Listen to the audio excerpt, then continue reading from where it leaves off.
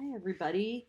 I hope you guys are all good. I am doing a quick tutorial about how to um, work on your CDs using this app called Photopea. I've played with it only a tiny bit, but I wanted to get you started. First, the good news is you can open Photoshop files in this. So, what you should do if you have not already done it is go back to the Canvas assignment and download the 3 Photoshop templates. I'm now going to open just the front one to show you. Let's see here.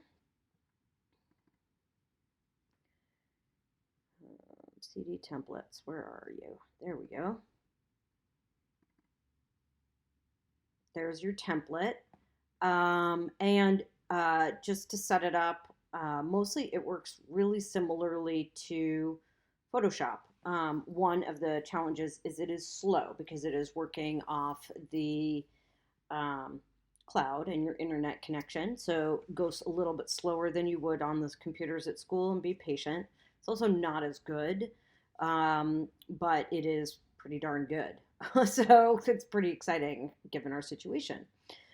First, I would, if you wanted to do what it does at school, I would click auto select on the top and transform controls. That way, when you click on things, it'll auto select it. And your layers are over here just like always. Instead of going to File and Place Embedded, you would go to File and Open in Place. What I'm going to do is just bring in a photo and show you the basics of how to cut it out of a background and add text. So I'm going to go to File, Open in Place. Then I'm going to go find a photo. I'm going to use Banjo Man again because he's familiar to us.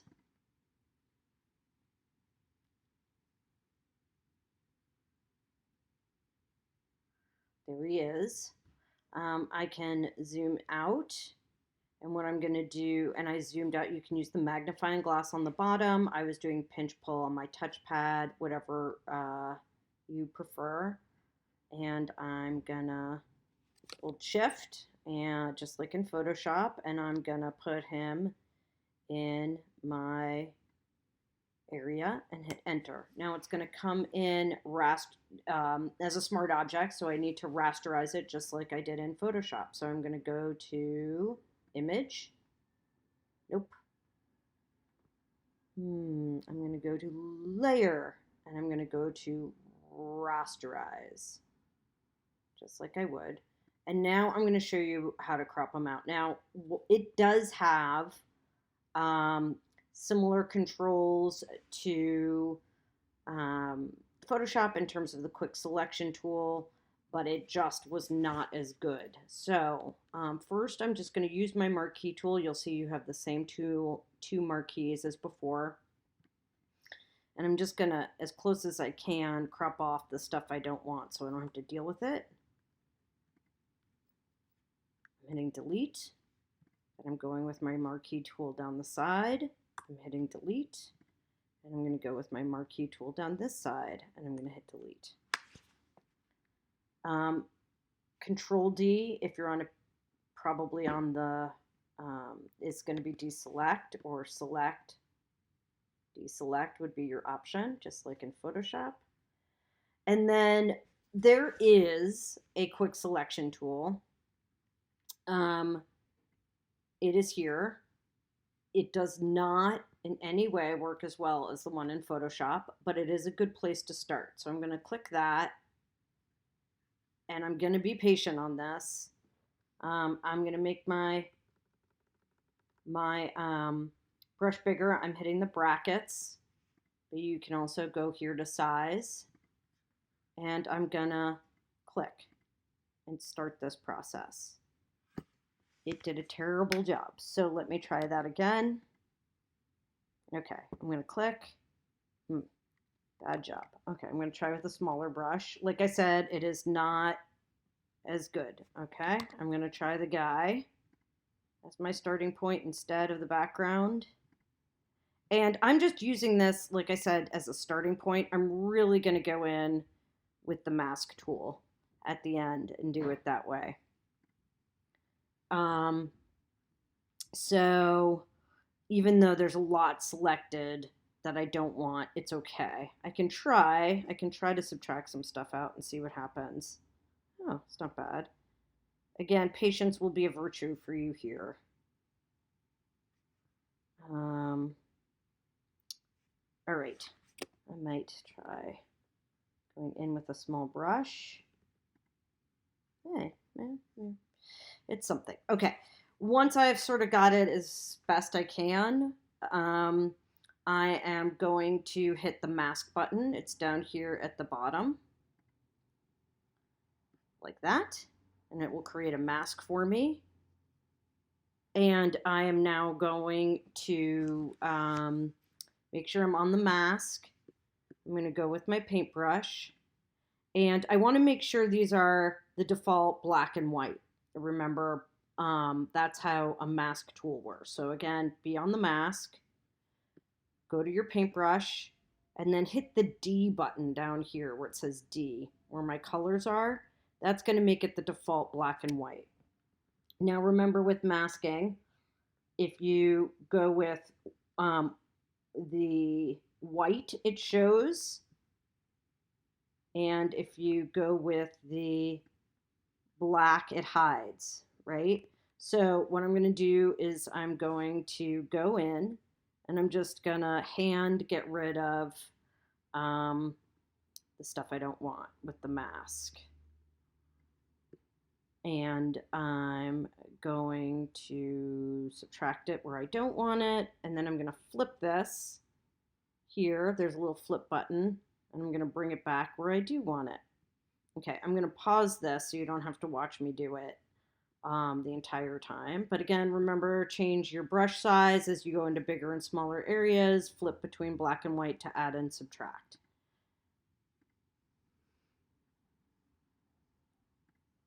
Okay, so I'm back. I finished doing it. I would say that took me 20 minutes. And what I actually found is you can see it's a little bit rough in spots, but when I really zoomed in to the pixel level, I actually found it a heck of a lot easier to do because I could make really smooth lines.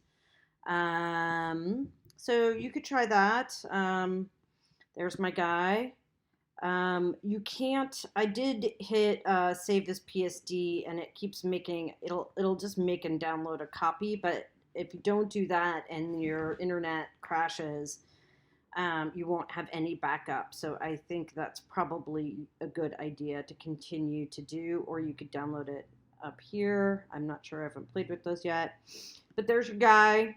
Then I can go do all the things that we've done before. I can go to the filter gallery. Again, I would save it first and then do this because it is takes a second. So I just clicked on it and choose a filter that you like.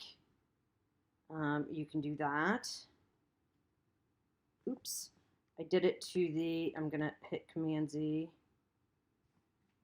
I did it to the mask. So actually I have to click on the picture first, right? So I'm going to hit Command Z, or here's your history tab. I went back, went to my picture again, filter gallery.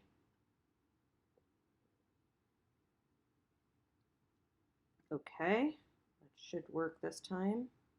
Yep.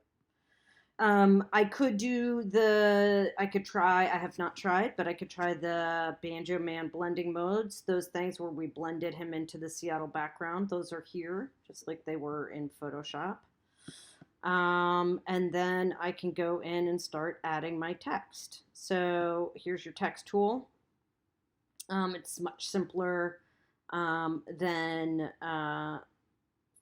all the things that we played with in Photoshop, but you do have some fonts that you could mess with. I'll try the Airstream font for a second.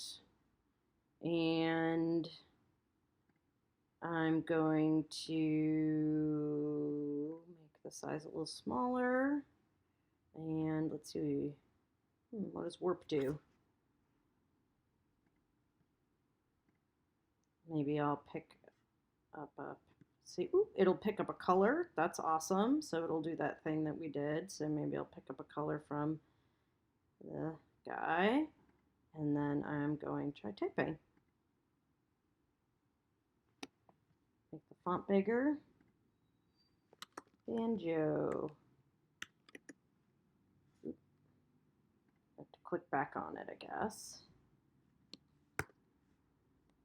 Banjo man. So I'm going to highlight it, make it bigger. Again, it didn't really keep that color. I'm going to pick up that color again somewhere. Where was it? I like that green, maybe. Yes. Well, it didn't really take the color. That's interesting. Oh, I didn't hit OK. I think I didn't hit OK. See, I'm working through it too. It's going to definitely take some practice to figure it out. Okay. Yeah, there we go. Okay, and I'm going to make it as big as it'll let me. And I'm going to hit OK. Let's see what warp does. Oh, you can warp it.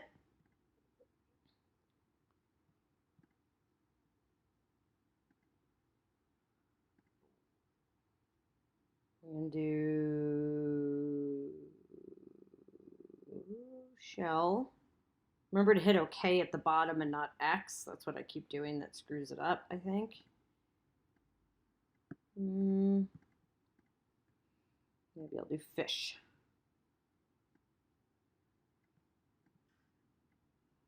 Okay, and so on. So I would just keep playing with this. I'm going to stretch it out. And I can add a background color, I'm sure, would be my guess. And all the things that we do in Photoshop. And I do want to say, as you mess with whatever you mess with, there we go, paint bucket.